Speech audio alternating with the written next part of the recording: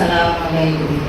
Delta life insurance company লিমিটেডের Munshiganj service সেন্টারের উদ্যোগে সফলভাবে বর্ষ সমাপনী পরিকল্পনা সভা অনুষ্ঠিত হয়েছে। সোমবার 15 ডিসেম্বর মুন্সিগঞ্জ মুক্তিযোদ্ধা কমপ্লেক্সের রিস্তা চাইনিজ রেস্টুরেন্টে সভার আয়োজন করা হয়।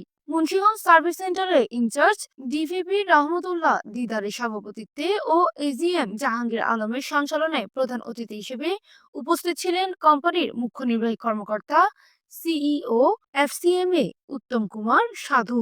বিশেষ অতিথি হিসেবে উপস্থিত ছিলেন ইভিপি ও একক বিমা বিভাগের প্রধান মোহাম্মদ ফরহাদ জলিল, সিনিয়র ম্যানেজার আক্তার হোসেন।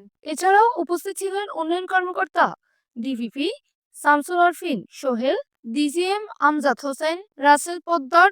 আরও উপস্থিত ছিলেন এজিএম আলমাস ব্যাপারী সহ বিভিন্ন ইউনিটের ইউনিট ম্যানেজার, মার্কেটিং অফিসার এবং মাঠ পর্যায়ের কর্মকর্তা ও কর্মচারীরা। সভায় বর্ষ সমাপনীর সার্ভে কার্যক্রম, নির্ধারিত লক্ষ্য অর্জনের অগ্রগতি, ভবিষ্যৎ কর্মপরিকল্পনা এবং কর্মদক্ষতা বৃদ্ধির বিভিন্ন দিক দিয়ে বিস্তারিত আলোচনা করা হয়। এই সময় বক্তারা কোম্পানির টেকসই উন্নয়নের জন্য দলগত প্রচেষ্টা ও পেশাদারিত্বের গুরুত্ব তুলে ধরেন এবং সংশ্লিষ্ট সকলের প্রতি দিক নির্দেশনামূলক বক্তব্য প্রদান করেন। নভেম্বর আপনাদের মাঝে এসেছিলাম,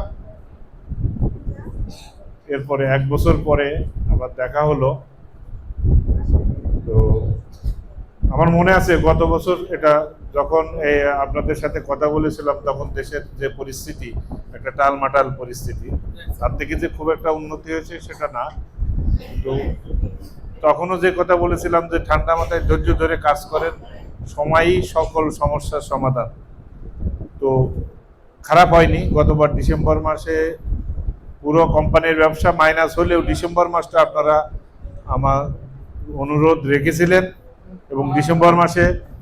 মুন্সিগঞ্জ প্রতিনিধি আনিসুর রহমান, রনিনের পাঠাতত্ত্ব ভিডিওচিত্রে PA 71 টিভি।